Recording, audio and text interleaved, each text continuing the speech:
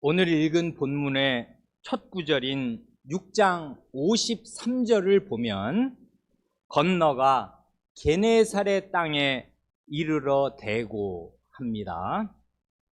예수님 일행이 배를 타고 벳세다에서 게네사렛 지방으로 건너간 것입니다. 지도로 본다면 갈릴리 호수 맨 윗부분에 오른쪽 지역에서 왼쪽 지역으로, 그러니까 북동쪽에서 북서쪽으로 해안선을 타고 약간 비스듬히 내려간 것입니다. 거의 수평 이동 가까이 한 것입니다. 이 게네사렛은 비옥한 평원지대입니다. 농사도 잘 되고 나무들도 잘 자라고 수산물도 풍부해서 살기 좋은 곳입니다. 살기 좋은 곳이니까 많은 사람이 이 지역에 모여 살았습니다. 그래 갈릴리 호수의 다른 이름이 게네사렛 호수이기도 합니다. 누가는 그렇게 적어요. 누가복음 5장 1절에서 이 갈릴리 호수를 게네사렛 호수라 한단 말입니다. 구약시대에는 긴네렛이라는 이름으로 불렸습니다. 그래 신명기에도 나오고 여호수아 열왕기상에 긴네렛으로 나옵니다. 예수님이 오셨다는 소문이 이 게네사렛 지역에 삽시간에 퍼져 나갔습니다. 그래 가시는 곳마다 많은 병자들이 예수님께 나아왔고 예수님은 그 병자들을 고쳐주셨습니다. 이렇게 예수님은 하나님의 백성의 가련한 상태를 불쌍히 여기셨고 그 백성의 질고를 친히 자기 몸에 담당하셨습니다. 그러시던 중에 예루살렘에서 바리새인들과 서기관들 일단이 예수님께로 왔습니다. 이건 보통 일이 아닙니다. 종교 지도자들이 수도에서 이곳 갈릴리로 내려온 것은 말하자면 이단 조사반이 현지 실사차 내려온 것이겠습니다. 전에도 이런 일이 있었지 않습니까? 예수님이 귀신 들린 사람들을 많이 고쳐주신 소문이 널리 퍼지니까 예루살렘에서 서기관들이 조사하러 내려왔었습니다. 그때 저들이 내린 결론은 저 예수는 귀신 들린 자다. 귀신의 왕 바알세불이 집혀서 그 힘으로 귀신들을 쫓아내는 거다 하는 최악의 악평이었습니다. 이게 3장 22절과 맨 마지막 30절에 나오지 않습니까? 그러나 그 뒤에도 예수님은 가시는 곳마다 많은 병자들을 고쳐주셨습니다. 얼마 전에는 제자들도 둘씩 그러니까 6쌍을 갈릴리 전역으로 파송하셔서 병자들을 고쳐주시기도 하였습니다. 그래서 예수님이 어디를 가시든 항상 많은 군중들이 모여들었습니다. 그러니 이스라엘 수도에 있는 종교 당국이 보기에 저 예수처럼 불온한 자에게 많은 군중이 모여드는 현상은 참으로 위험천만한 일이었습니다. 그래서 다시금 조사단을 파견한 것으로 보입니다. 현지의 실태를 파악하고 위법의 증거를 수집하려는 것입니다. 그런 조사단의 눈에 아주 중대한 범법 행위가 적발되었습니다. 그럼 그렇지, 딱 걸렸네. 그렇게 생각했을 것입니다. 그 내용이 7장 2절에 나오지 않습니까? 그의 제자, 예수님의 제자 중 몇 사람이 부정한 손, 곧 씻지 아니한 손으로 떡 먹는 것을 보았더라. 그래 저들이 예수님께 따져 묻는 게 5절입니다. 어찌하여 당신의 제자들은 장로들의 전통을 준행하지 아니하고 부정한 손으로 떡을 먹나이까? 그런데 유대인이라면은 그 앞에 2절만 읽어도 이게 왜 중대한 문제가 되는지 금세 알 것입니다.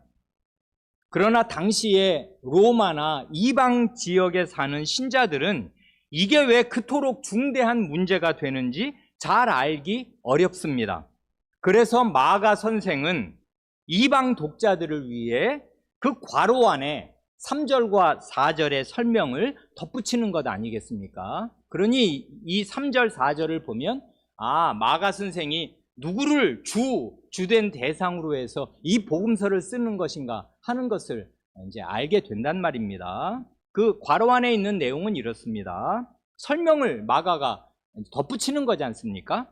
바리새인들과 모든 유대인들은 장로들의 전통을 지키어 손을 잘 씻지 않고서는 음식을 먹지 아니하며 또 시장에서 돌아와서도 물을 뿌리지 않고는 먹지 아니하며 그 외에도 여러 가지를 지키어 오는 것이 있으니 잔과 주발과 녹그릇을 씻음이러라 합니다. 여기에서 문제가 된 게 손을 씻는 결례와 장로들의 전통입니다. 이 결례란 흔히 우리 사회에서 신뢰를 범한다, 예에 어긋난 짓을 한다, 그런 뜻이 아니라 이 정결할 결자를 써서 정결하게 하는 예식을 이제 줄여 말하면 결례라 하지 않습니까? 이 손을 씻는 결례의 기원은 제사장들이 성막이나 제단에서 봉사하기 전에 먼저 손발을 씻도록 율법에 규정하신 것입니다. 그래, 이건 모세의 율법에 명기되어 있어요. 출애굽기 30장 18절 이하를 보면 이제 제단이 있고 그 성막 뜰에 제단이 있고 그 제단에서 제사를 드리고 이제 그 뜰을 지나서 성막 안으로 제사장은 들어가야 되잖아요. 그래, 이 제단과 성막과 제단 그 사이에 노수로 만든 물독을, 큰 물항아리를 노수로 이렇게 만들어서 거기에 잔뜩 이제 물을 부어 놓고 거기에 손을 담가 손도 씻고, 제사장은 맨발로 성전에 들어가는 것 아시지요? 신발 신고 들어가는 거 아니란 말입니다. 네 발의 신을 벗어라 해서 이 땅에 묻은 때를 이제 벗고 이제 맨발로 성막에 들어가는 것인데, 그러기 전에 반드시 이 놋 물두멍에서 손발을 씻어야 하였습니다. 그러지 않으면 죽어요.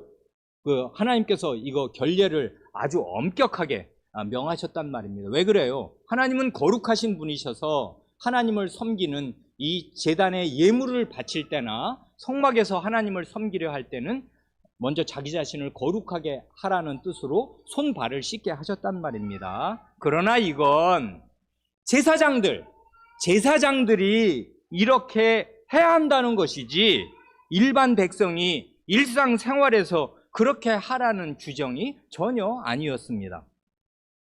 그런데 이제 첨가가 되는 것입니다. 바벨론 포로기 이후에 유대인 랍비들이 이 제사장의 결례를 온 백성의 일상생활로까지 확대 적용한 것입니다. 이게 바로 장로들의 전통입니다. 여기 장로란 백성들의 어른들을 말하는 거잖아요. 율법에 실력이 있는 그런 백성의 지도자들이 아니 우리 율법 지키고 살아야 한다, 이런 예들이 있지 않냐 하면서 이제 그걸 온 생활 규범으로 딱 세워놨단 말입니다. 이건 어찌 보면 아주 긍정적인 면만 따서 본다면 이른바 만인 제사장주의의 실천이라고 말할 수도 있을지 모르겠습니다. 하나님의 백성이라면은 누구나 제사장처럼 일상생활에서도 거룩하게 살자 한 것 아니겠습니까? 맨 처음에 그렇게 한 의도는 아마도 순수하고 좋았을 것입니다. 우리 이스라엘 백성이 하나님의 뜻대로 거룩하게 살지 못하고 우상을 숭배하다가 나라가 망했으니 이제는 정말 생활의 모든 면에서 거룩하게 살자. 그러기 위해서는 하나님을 모르는 이방인들과 접촉할 때 생기는 오염. 왜냐하면 이제는 이스라엘 사회가 다 아시는 대로 로마 식민지이고 그 전부터 나라 독립한 적이 없어요. 그 바벨론 포로기 이후에는 고국으로 돌아와 살고 이제 사람들이 늘어나지만 강대국, 그 세계 제국의 지배를 받는단 말입니다. 그러니까 이방인들이 많이 섞여 살아요. 그러니까 그런 사람들은 하나님의 법을 지키는 생활을 안 하잖아요. 그런 사람들과 시장에서 거래하고 하면 다 이제 오염이 된다 생각해요. 하나님 백성답게 살 수가 없다. 이 때 묻은 세상에서 때를 묻힐 수밖에 없지 않냐. 그러니 이 때가 내 속으로 들어오기 전에 이 손을, 그러니까 시장 갔다 오면, 그리고 밥을 먹으면 음식물이 내 뱃속으로 들어가는 거잖아요.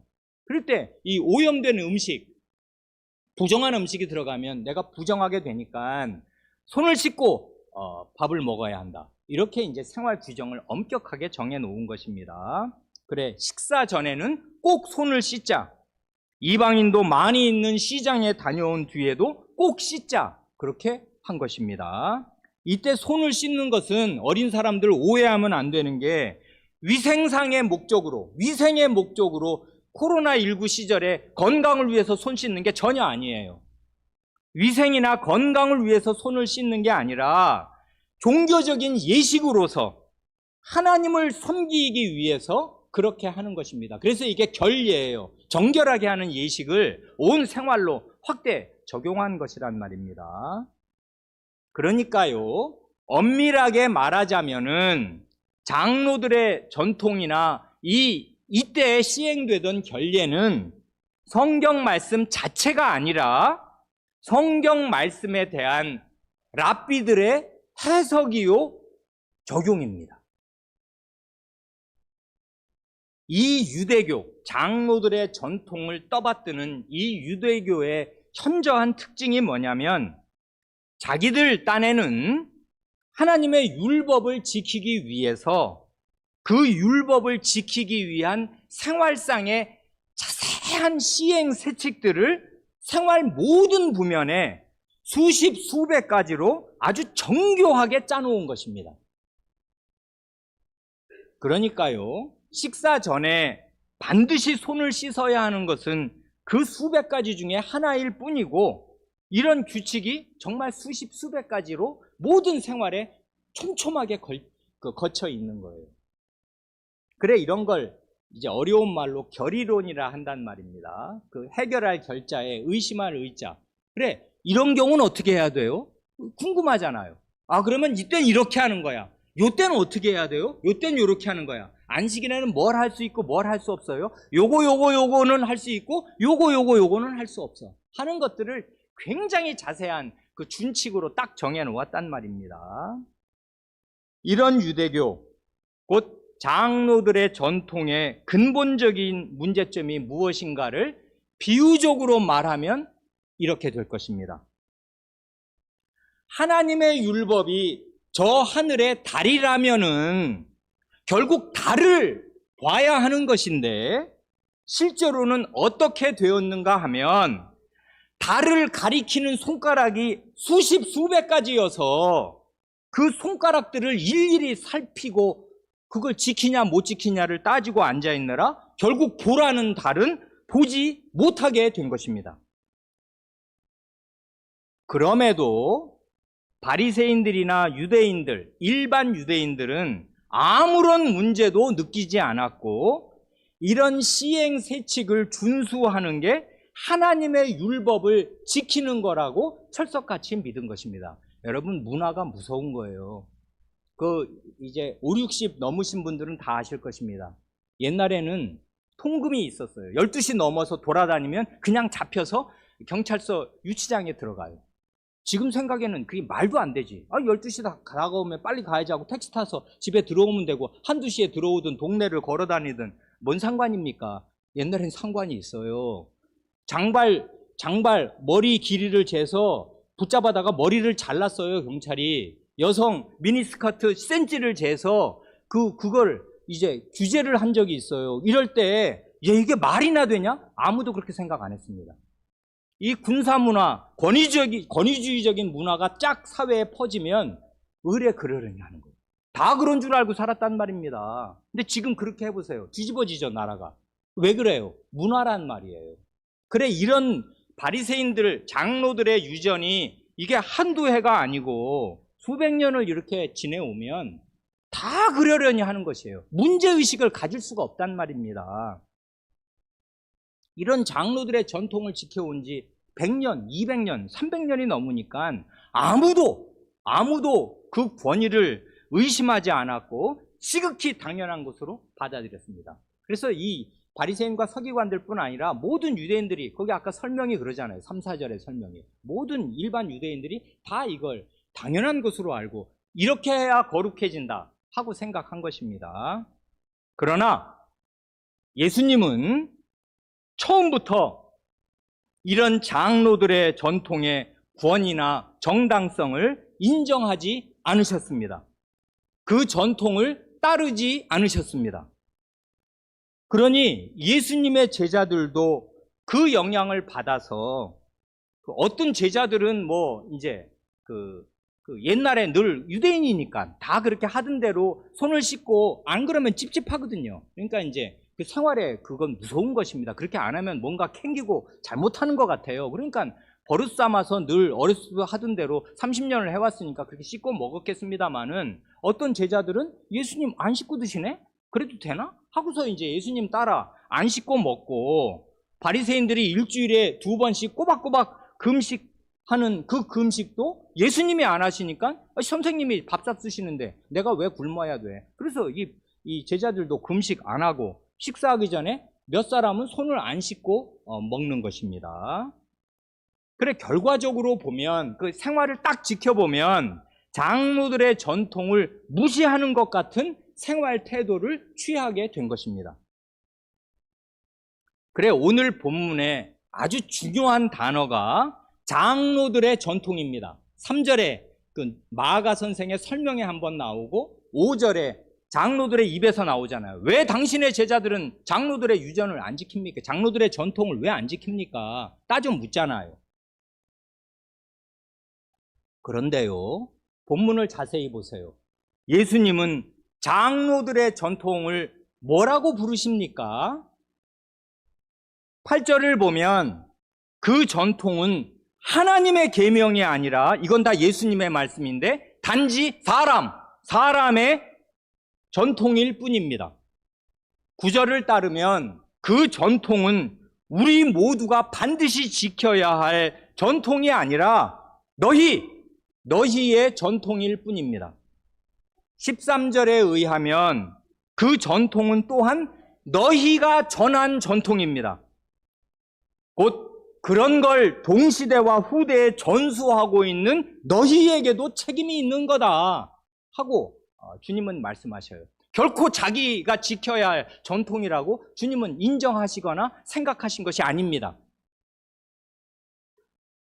그런데요, 6절 이하를 보면 예수님이 이 사람들을 비판하는 수위가 섬찟할 정도입니다. 얼마나 신랄한지 알 수 없어요. 그래, 예수님은 사랑의 예수님입니까? 맞습니다. 그런데 진리에서 빗나갈 때는 사람을 이렇게 대하셔요. 뭘 하십니까? 6절을 보면 이사야가 너희 외식하는 자, 너희 같은 위선자들에게 대하여 잘 예언하였도다 합니다. 이게 성인들끼리 만나서 너희 같은 위선자들이라고 한번 말해보세요. 이게 거의 멱살잡이 근처까지 갈 만한 얘기 아닙니까? 이 사람들이 누구예요? 그냥 시정잡배예요? 아닙니다. 수도에서 내려온 종교 지도자들이에요. 그런 사람들한테 너희 위선자들이라고 대놓고 책망하십니다. 다시 8절을 보면 너희가 하나님의 계명은 버리고 사람의 전통을 지킨다 하십니다. 9절에서는 너희가 너희 전통을 지키려고 하나님의 계명을 잘 저버린다 하십니다. 그리고 13절을 보면 너희가 전한 전통으로 하나님의 말씀을 폐하며 또 이 같은 일을 많이 행한다 하십니다. 어때요? 여기 보면 6절에 이 위선자들아 하는 말씀 그 뒤에 8절, 9절, 13절을 보면 날카롭게 대조시키는 게 뭐와 뭐가 대조됩니까? 장로들의 유전과 하나님의 계명은 서로 달라요. 하나님의 말씀과 장로들의 유전은 같은 게 아니란 말입니다. 하나님 말씀에 대한 정당한 해석도 아니고 하나님 말씀에 대한 정당한 적용이 아니에요. 그런 건 지킬 필요가 없는 거란 말입니다. 그러니까 다시 말해서 예수님이 이토록 강도 높게 이 종교 지도자들을 비판하신 이유는 이런 전통 때문에, 이런 전통에 막혀서 하나님의 계명, 곧 하나님의 말씀이 가려지기 때문입니다. 바꾸어 말하면 예수님은 하나님의 말씀, 자기 아버지의 말씀을 극진히 전심으로 사랑하시는 까닭에 그 말씀을 가리거나 왜곡하거나 훼손하는 자들에 대해서는 맹렬한 분노를 표출하시는 것입니다. 이런 걸 보면 옆에 있는 제자들은 한기를 느꼈을 거예요. 소름이 쫙 돋았을 것입니다. 어이구, 저런 사람 저렇게 대하면 이거 우리가 편하게 못 사는데, 겁나네. 왜 저러시나? 왜 저렇게 대립각을 세우시나? 아마 옆에 있는 제자들은 마음이 조마조마 불안불안하였을 것입니다. 그러나 하나님 말씀이 훼손되는 데 대해서 예수님은 결단코 양보하지 않으셨어요. 예수님은 한 가지 구체적인 예를 적시하시면서 저들을 비판하십니다. 11절에 나오는 고르반이 그것입니다. 고르반이란 예물, 하나님께 드리는 예물이라는 뜻입니다. 히브리어의 이 예물이라는 뜻을 잘 알면 이게 아주 우리의 헌상에 정신이 번쩍 나게 하고 도움이 됩니다. 이 히브리어에서 가까이 가다, 가까이 하다라는 말이 카라브입니다. 카라브. 이 카라브는 동사인데 이 동사의 명사형이 고르반이에요. 코르반. 카라브, 코르반. 그러니까 코르반이란 그럼 뭐예요? 가까이 함, 가까이 감. 요런 뜻이겠는데 요게 바로 제물이고 예물이라. 그러니까요, 원래 하나님께서 그 백성에게 예물, 제물을 바치라 하신 의도는 하나님께로 가까이 오도록 하신 것입니다. 그래 하나님의 백성은 하나님께 예물을 바치면서 하나님께 가까이 가는 것입니다. 이것이 구약시대 제물의 본질적인 뜻이고 신약시대 헌상의 의미입니다. 내 보물이 있는 곳에는 내 마음도 있느니라 하고 마태복음 6장 21절에서 말씀하셨지 않습니까? 그 말씀대로 내 마음이 묻어있는 내 보물, 내 재물을 하나님께 바치면서 나의 마음도 나 자신도 하나님께 가까이 가는 거란 말입니다.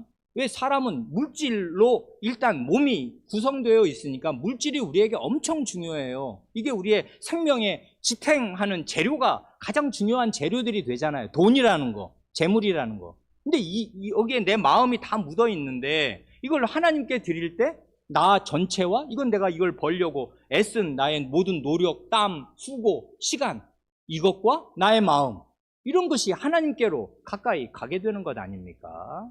그래 예물을 바치라 하신 것은 내게 가까이 오너라 나와 함께 지내자 하는 하나님의 의지의 표명이란 말입니다. 그래서 예물이라는 말이 고르반이에요. 카라브 가까이 하다는 말의 명사형이란 말입니다. 가까이 옴 이게 예물의 뜻이에요. 문제는 이것입니다. 어떤 사람이 부모님 앞에서 자신의 재산에 대해 이건 고르반입니다. 이건 예물입니다. 고르반이라고 선언하면 그 재산은 하나님께 드린 예물로 일단 지정됩니다.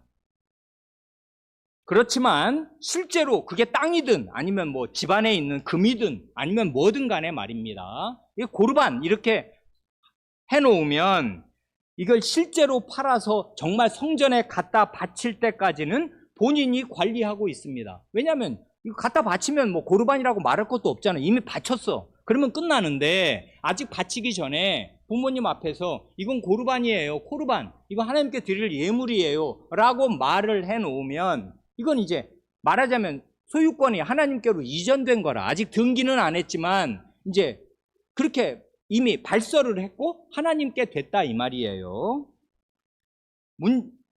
그러다가 부모님이 편찮으셔서 치료비가 많이 필요하든지 아니면 부모님께 뭘 해드리고 싶은데 돈이 부족하면 마음이 바뀔 수도 있지 않습니까? 그럴 때 이 사람이 생각을 해요.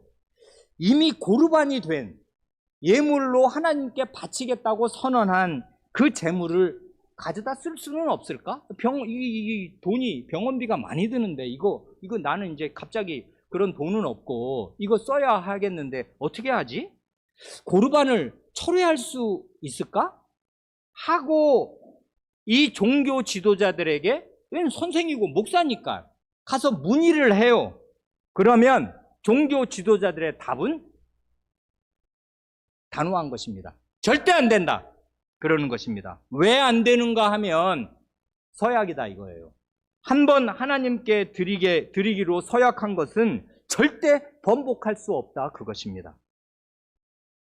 그래 요게 이 죄인들의 사회에서 악용되기 시작합니다. 나중에는 마음씨가 못돼 먹은, 마음씨가 나쁜 자식들이 어떻게 요 제도를 악용하는가 하면 나이 드신 부모님 연로하셔서 이제 경제력이 없고 자식들의 부양을 받을 수밖에 없는 그런 부모님을 봉양하고 싶지 않으면 자기 재산에 대해 고르반이라고 말하기만 하면 되는 것입니다. 그러면 부모님께 아무것도 안 드려도 돼요. 왜냐하면 다 하나님 거니까. 쓰긴 자기가 써. 그런데 이건 고르반이야. 하나님께 드리기로 한 거야. 하면은 자기 도덕적인 책임도 다 면제받고 아주 간편하게 부모님께 자식으로서 해야 될 의무에서 해방된단 말입니다. 하나님과 부모를 이렇게 대립시켜 놓게 된단 말입니다. 이 지경이 되면 이 장로들의 전통 때문에 내 부모를 공경하라 하신 하나님의 계명이 현저히 훼손되게 되는 것입니다. 이런 게 만연했어요, 이스라엘 사회에. 그래서 예수님이 누구나 알만한 이 고르반 제도를 콕 집어서 너희 장로들의 유전이 하나님의 계명을 어떻게 폐하고 하나님의 말씀을 빗나가게 하는지 그런 예를 딱 들었는데 그걸 누가 지도하냐 하면 이 사람들이 이렇게 한단 말입니다. 허락하지 않는다. 아니 고르반은 절대 철회할 수 없는 거지. 그거 지켜라. 이렇게 해요. 그럼 지키면 부모님은 봉양을 못 받게 돼요. 그러면 결국 이 고르반 제도 때문에 5계명이 훼손된단 말입니다. 그래, 우리도 조심하고 주의할 점이 이것입니다. 하나님의 법은 해석을 바르게 해야 하고 적용도 바르게 해야지 해석과 적용이 잘못되면 본인은 혹은 그 교회는 하나님의 법을 잘 지킨다고 생각할지 모르지만 실제로는 하나님의 법을 굉장히 현저하게 훼손하게 되는 것입니다. 길게 얘기할 여가가 없지만 오늘날까지 대부분의 한국교회에 남아있는 11조 헌금이나 이른바 성전 건축 헌금이라는 게 이런 유에 해당될 것입니다. 그래, 제가 우리 교회에 온 지 이제 만 10년이 지났는데 이제까지 한 번도 설교 시간에 헌금을 강조한 일이 아마 제 기억에 없습니다. 여러분 기억에 있으십니까?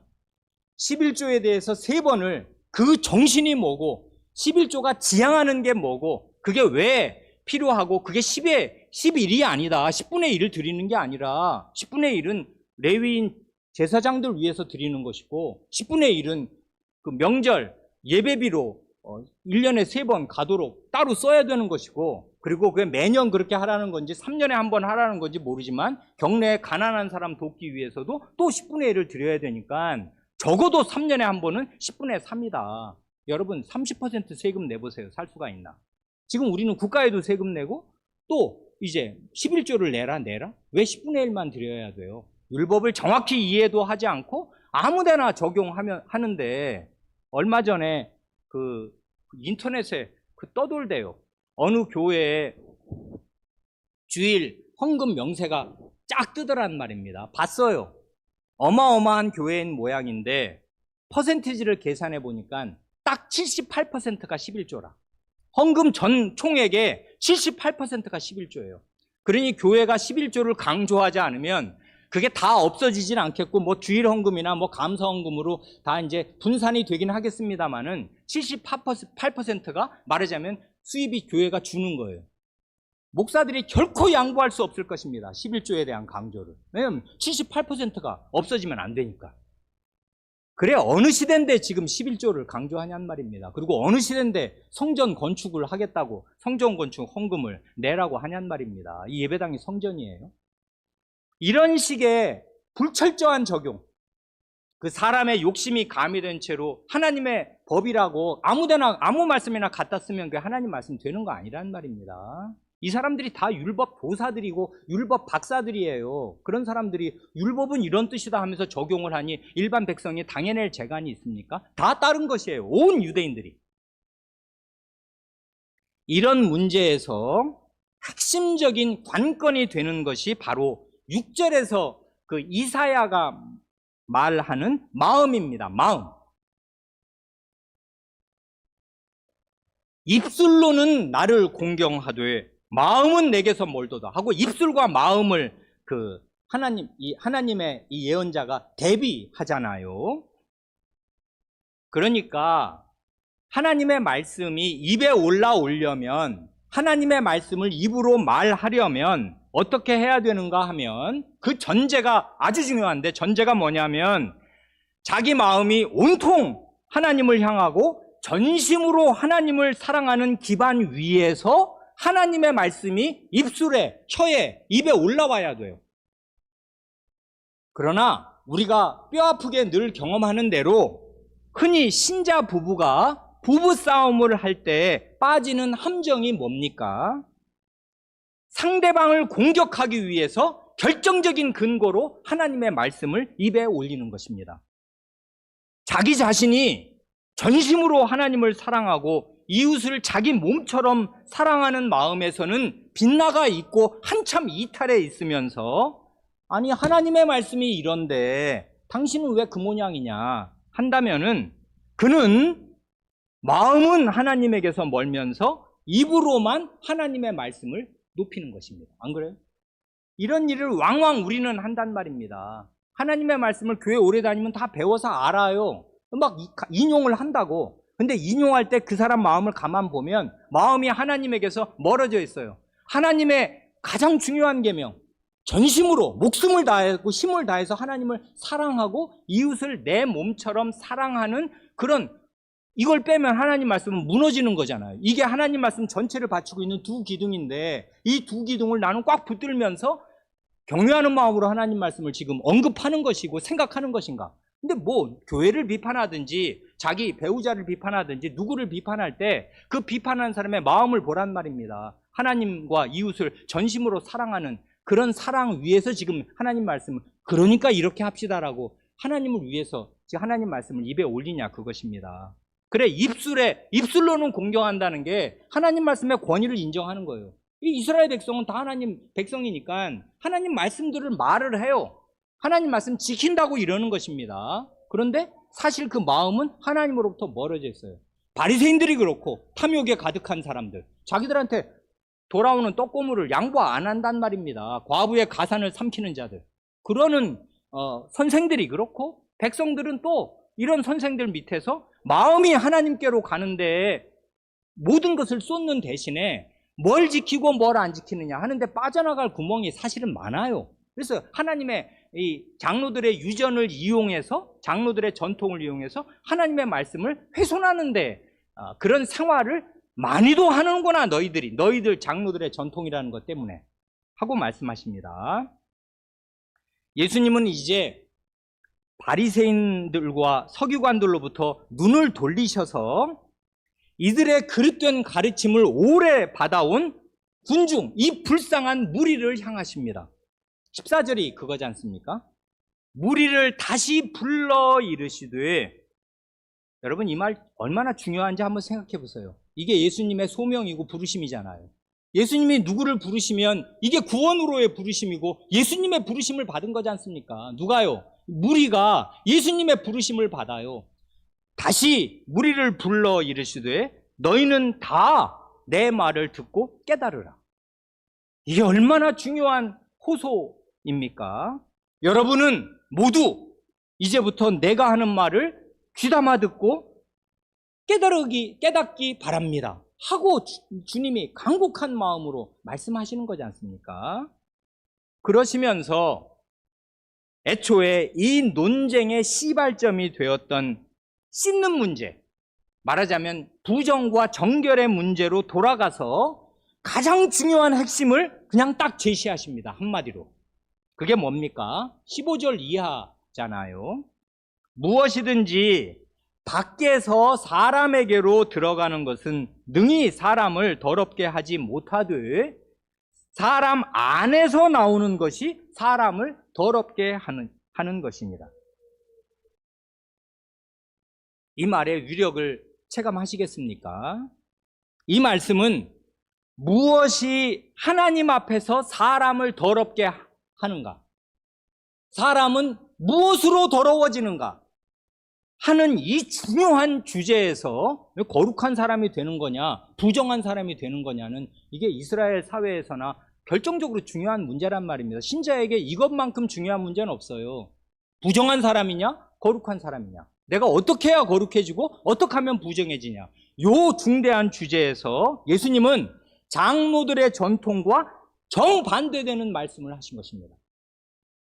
장로들의 전통은 이렇게 가르칩니다. 더러운 것, 부정한 것은 사람의 밖에 있다가, 몸 밖에 있다가 몸 안으로 들어오는 거다.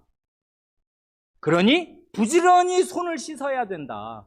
음식이 몸 안으로 들어오기 전에 손을 씻은 손으로 음식을 먹어야 깨끗해질 거 아니냐. 여기에 근거가 없습니까? 있어요. 레위기의 음식 정결법을 보면 부정한 음식과 깨끗한 음식이 있고, 유출병 환자들은 앉은 그릇, 그가 손댄 그릇이 다 부정해진다고 가르치신 게 있으니까, 이게 그 부정한 그릇에 내가 접촉을 했어. 그러면 나는 씻어야 돼요. 그건 율법에 있는 것입니다. 그런데 이제 이게 부정한 그릇인지 안 그릇인지 아닌지 확인할 길이 없어. 시장에 다녀오면 사람하고 부딪히고 옷도 다 이렇게 서로 이렇게 비벼지고 이렇게 되니까 접촉을 하잖아요. 근데 이 사람이 부정한지 부정하지 않은지를 나는 일일이 판별할 그 기술이 없잖아요. 그러니까 일단 시장에 갔다 와서 여러 사람 있는데 갔다 오면 이건 무조건 더러워졌다고 이제 상정을 하는 것입니다. 그러니 나는 깨끗하게 해야 돼요. 결정적인 그 해석의 기준이 뭐냐면 더러운 건 밖에 있어요. 그래, 이게 내 안으로 들어오는 게 문제니까 안으로 들어올 때 차단하도록 손을 씻어라. 결례. 이러면 너는 깨끗해진다. 이것입니다. 그러나 예수님은 정반대로 말씀하십니다. 밖에서 사람에게 들어오는 것은 사람을 더럽게 할 수 없다 그러셔요.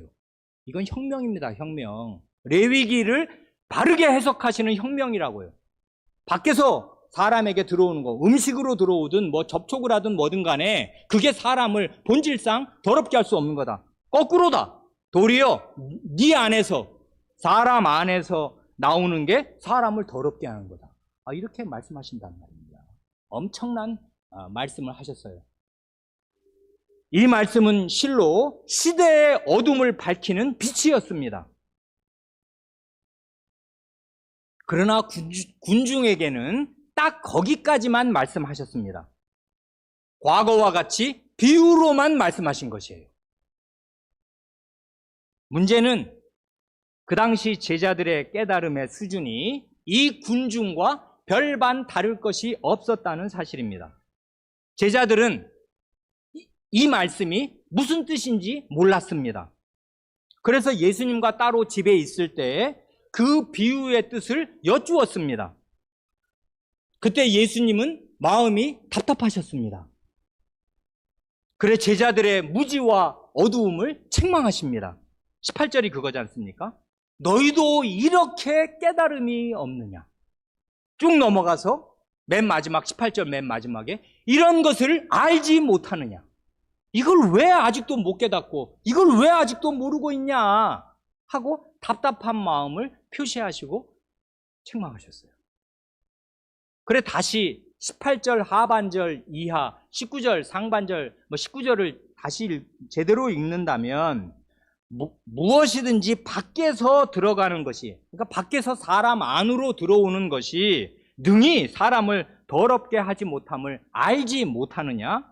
이는 마음으로 들어가지 아니하고 배로 들어가 뒤로 나감이라. 이러므로 모든 음식물을 깨끗하다 하시니라 합니다.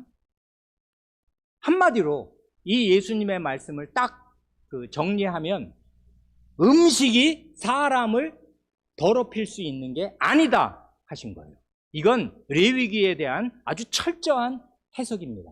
아무도 그 당대에 그렇게 해석할 수 없었습니다. 그런데 여기 19절 하반절에 이러므로 모든 음식물을 깨끗하다 하시니라 하는 이 말은 마가 선생의 해설로 보입니다. 그러나 이게 예수님 자신의 말씀이든 아니면 마가 선생의 해설이든 상관이 없이 마가 선생은 이 구절 19절 하반절을 기록할 때 1세기 초대 교회가 어렵게 씨름하지 않을 수 없었던 큰 난제에 대한 해결책을 자기 자신도 얻은 것이고 교회 앞에 이렇게 확연하게 제시도 하는 것입니다. 모든 음식은 깨끗하다. 초대 교회는 모든 음식은 깨끗하다 하는 이런 깨달음과 확신에 도달하기까지 사도 베드로조차 큰 진통을 겪지 않을 수 없었습니다. 모세 이래 1500년을 내려온 레위기의 음식 정결법이 여전히 있었기에 정결한 음식이 있고 그 자체로 부정한 음식이 있었어요. 그러니 부정한 음식을 먹을 수도 없고 먹지도 않을 뿐 아니라 접촉되면 나는 부정해진다고 생각할 수밖에 없었습니다. 그래 이 문제를 예수님 승천 이후에 초대교회는 생활상 해결하지 않으면 안 되었어요. 이걸 해결 못하면 이방인과 유대인의 교회는 평행선을 갈 수밖에 없었습니다. 이건 작은 문제가 아니었어요. 유대인의 울타리를 넘어서 하나님의 교회가 전 세계로 뻗어나아갈 때 이 음식 정결법의 문제, 부정하게 하는 원인이 뭐냐, 그게 음식이냐 아니냐, 이 문제를 확연하게 진리를 따라 깨닫지 못하면 그 이방인 교회와 하나된 교회를 이룰 수가 없어요. 같이 밥을 못 먹어요. 상종을 할 수가 없다면 형제가 아니에요. 그러면 식구가 밥을 같이 못 먹으면 그게 무슨 식구며 형제입니까? 이방인 교회와 유대인 교회는 영원히 평행선을 그을 수밖에 없었는데 이 문제를 해결하려 할 때 그 사도행전 10장 15절에 있는 대로 고넬료를 만나러 가기 전에 이 베드로 사도가 환상을 통해서 하나님의 음성을 3번 듣잖아요. 그 3번 하신 하나님이 못 박아서 환상 가운데 말씀하시고 또 말씀하신 내용이 뭡니까? 하나님께서 깨끗하게 하신 것을 내가 속되다 하지 말라.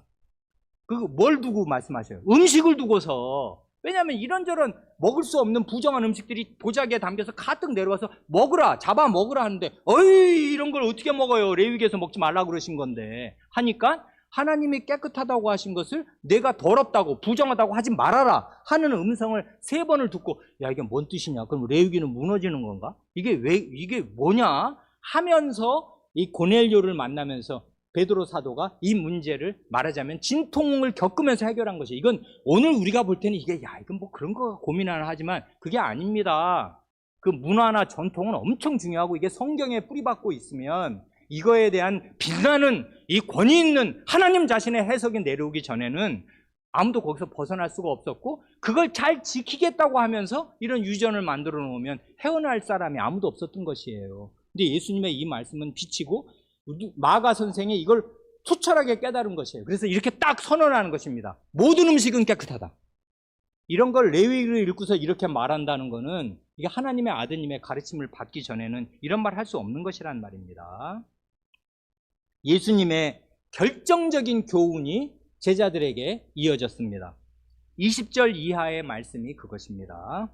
또 이르시되 사람에게서 나오는 그것이 사람을 더럽게 하느니라. 속에서 곧 사람의 마음에서 나오는 것은 악한 생각, 곧 음란과 도둑질과 살인과 간음과 탐욕과 악독과 속임과 음탕과 질투와 비방과 교만과 우매함이니 이 모든 악한 것이 다 속에서 나와서 사람을 더럽게 하느니라.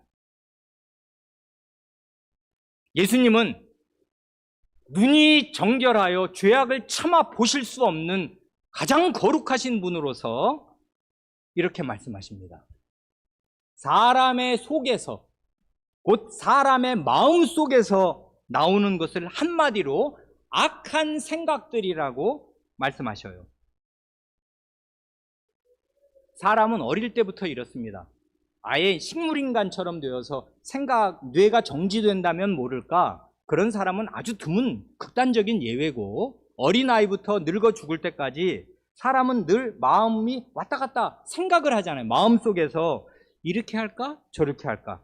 이거 해볼까? 하는 자기 마음의 의논을 거쳐서 행동을 합니다. 말하자면 악한 생각이 악한 행동으로 이어져서 사람을 더럽게 만드는 것입니다. 근데 그 원천이 내 마음 안에 있어요. 내 마음이 악하단 말입니다. 악한 의논들을 자기 속에서 스스로 주고받아요. 이렇게 할까 저렇게 할까 하면서 결국 무슨 죄든지 그 악한 마음에서 악한 행동으로 이어진단 말입니다. 그래, 그렇게만 말하면 그런가? 하고 지나갈 테니까 아무도 피해가지 못하도록 악한 생각들의 구체적인 예를 열거하십니다. 이 그물에서는 빠져나갈 사람이 없어요. 우리의 마음속, 나의 마음속에서 나오는 게 이런 것입니다. 그러니까 우리는 지금 옆 사람을 보기가 겁나요. 왜 그러냐면 저 사람도 그 마음이 저렇구나, 나도 저런데, 이럴 수밖에 없어요. 주님의 말씀 앞에서. 우리의 마음에서 나오는 것이 무엇입니까? 모두 12가지의 죄목을 열거하십니다. 그런데 앞에 6가지는 복수형이고 뒤에 6가지는 단수형입니다.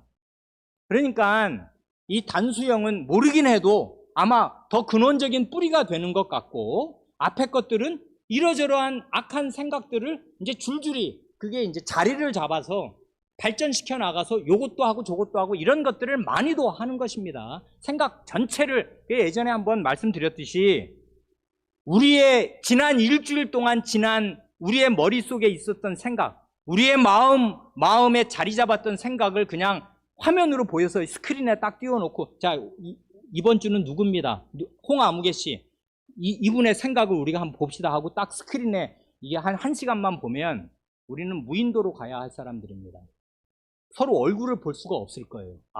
저 사람이 저런 걸 생각한 거야? 그래? 진짜 뻔뻔하다. 진짜 나쁘네. 이런 죄인들이란 말입니다. 뭐예요? 그 복수형으로 쓴 앞에 6가지가. 음란, 도둑질, 살인, 간음, 탐욕, 악독입니다. 여기 보면 십계명이 메아리치지 않습니까? 음란, 간음하지 말지니라. 도둑질하지 말지니라. 살인하지 말지니라. 남을 미워하면서 저런 사람이 왜 살아야 되냐 하고 인격을 말살하는 그 순간 그 자는 살인자가 되는 거란 말입니다. 지독한 미움들, 증오심, 살인하지 말지니라. 그 다음에 간음하지 말지니라. 여기에 지금 전체 12가지 중에 3가지가 간음죄에 걸려 있어요. 이게 그 시대에도 음란한 시대고 오늘 우리 시대는 더 말할 게 없습니다. 그러니까 주님의 12항목 중에서 3가지가 간음에 딱 해당되어 있어요. 여기에서 누가 벗어나냔 말입니다. 그리고 탐욕, 탐내지 말지니라. 악독, 그 악한 그 부정한 마음들 말입니다. 이런 것들이 마음을 들끓어요. 마음에. 왜 이런 것들이 마음을 들끓게 되냐면 그 다음 6가지 단수형으로 제시된 거, 속이는 거. 이게 거짓말에 아주 가까운 건데 남을 속여 넘겨요. 왜냐하면 자기는 거룩한 사람이고 살만한 사람이고 법 없어도 살 사람이라고 다 자부심을 갖거든요. 그게 자기를 속이는 것이고 남을 속이는 것입니다. 신사숙녀인체 해봐야 아무 소용이 없어요. 마음이 이런 게 들끓고 있는데 무슨 신사숙녀인체 한단 말입니까? 자기 죄를 자백해야 해요, 주님 앞에. 그리고 씻김을 받기 전에는 계속 속인단 말입니다. 거짓말이 일상화되어 있어요. 안 믿는 이 사람들의 세계는 그냥 처음부터 끝까지 거짓말입니다, 사실. 그리고 음탕한 거, 이런 이 불륜의 마음에 들끓다가 음란으로, 간음으로 표출되는 것입니다. 질투, 이건 나쁜 눈, 악한 눈, 시기심으로 다른 사람을 바라봐요. 왜 저 사람은 저렇게 잘 사냐, 우리는 이렇게 지지공상이냐, 이게 뭐냐 하는 그런 악한 눈으로 이 사물을 바라봅니다. 평정하고 제대로 된 눈으로 바라보지 못하고 그의 눈이 삐뚤어져 있는데, 이런 삐뚤어진 눈으로 사람을 계속 보니까 난 저거라도 훔쳐서라도 내가 가지고 싶다든지, 그래서 언제든지 하나님의 시간을 훔쳐서 자기를 위해서 쓰고요. 다 도둑놈들입니다, 사실. 그래, 이런 악한 눈이 있고 그 다음에 비방이 나와요. 이건 다른 사람에 대한 욕설이나 비방도 해당되지만 하나님께 대해서 늘 하나님 원망하는 마음, 이런 하늘도 무심하시지 하는 식의 그런 태도를 늘 가지고 신성모독적인 생각을 가지고 있어요. 사람, 타락한 죄인은 언제든지 하나님을 비방하는 마음자리를 딱 가지고 있단 말입니다. 그리고 결정적인 게 교만함과 우매함입니다. 자기 자신을 긍정해요. 나는 살만한 사람 아니냐, 내가 무슨 죄를 지었냐, 나도 자식 기르라고 애 많이 썼다, 성실하게 사느라고 애썼다 하면서 교만한 마음이 딱 자리 잡고 있어요. 결코 하나님 앞에 자기를, 이런 죄인입니다, 나는 헐수할 수 없는 죄인입니다 하고 자기를 낮추지 않는단 말입니다. 딱 서 있어요, 자기가 교만하다고. 그런데 미련해. 그런 미련은 절구통에 빻아도 결코 미련이 떨어져 나가지 않는단 말입니다. 이 교만함과 미련함, 이런 것들이 마음에 가득한 채로 이제 더 구체화돼서 나타나고 마침내는 행동으로 나타나면 그가 더러운 사람, 부정한 인간이 되는 것입니다. 그래, 이걸 다 보면 이게 다 십계명의 금령들에 해당돼요. 그러니까 이런 것들을 기준으로 주님께서 사람을 보시면서 무엇이 사람을 더럽게 하는 거냐, 너희들이 그렇게 열심히 따지고 있는 외부의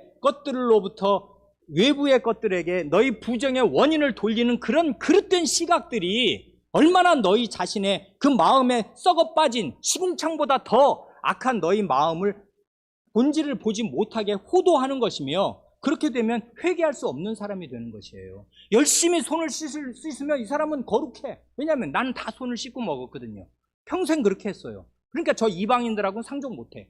저것들은 손을 안 씻고 먹는 부정한 음식 가운데 사는 사람들이고 나는 정결해. 이런 식의 차등을 두면서 자기를 높인단 말입니다. 하나님 앞에 회개할 수 없는 사람이 돼요. 율법을 잘못 해석하면 회개 불가능한 인간이 되는 것입니다. 그런데 하나님의 법은 이런 마음 상태를 딱 지적을 해서 꼼짝 못하게 하고 하나님 앞에 죄인으로 자기를 드러내게 한단 말입니다. 이게 절수를 한번 보세요. 7장 1절부터 23절까지 논쟁 기사 가운데 가장 깁니다. 이게 왜 이렇게 길까요? 오늘 우리에게는 시의성이 떨어지는 말씀 같지만 그 당시에 가장 중요한 문제 가운데 하나가 이 문제예요. 초대교회가 로마서나 갈라디아서나 다 보면 이 문제로 그냥 엄청 먹는 것, 음식 문제로 엄청 씨름했단 말입니다. 그에 대해서 이미 예수님은 이 땅에 계실 때 사실 답을 딱 주신 거예요.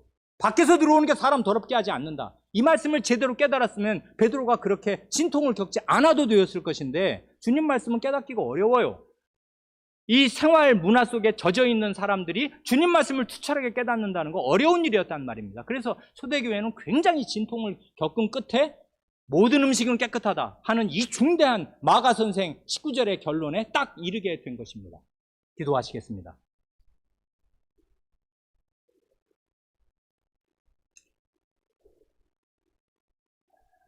주 예수님, 저희는 주님 앞에 얼굴을 둘 수가 없는 자들이요, 부정한 마음, 더러운 마음, 악한 생각들이 저희 마음에 들끓는 죄인들로서 이런 저희가 죄인 되었을 때 주님께서 이 죄를 완전히 척결하시고 이 죄의 형벌을 대신 받으시기 위하여 피 흘려 죽으셨고 그 보혈로 저희의 이 붉은 죄를 눈처럼 희게, 양털처럼 희게 깨끗하게 씻으신 줄로 믿사옵니다. 그러나 여전히 저희 속에 아직도 청산되지 않은 불결한 씨앗들이 남아있고 그것들이 때로 저희 속에 준동하오니 거듭나게 하시고 새로운 창조물로 지으신 저희의 마음을 성신과 말씀으로 기도로 계속 깨끗하게 하여 주셔서 이 세상과는 차원이 다른 마음이 하나님으로 가득하고 이웃사랑으로 가득한 그런 사람들로 점점 변모하고 발전하여 갈 수 있게 하여 주시기를 구합니다.